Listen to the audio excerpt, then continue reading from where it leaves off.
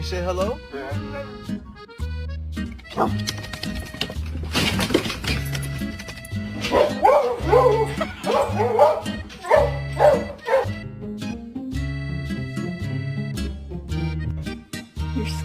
You're scared.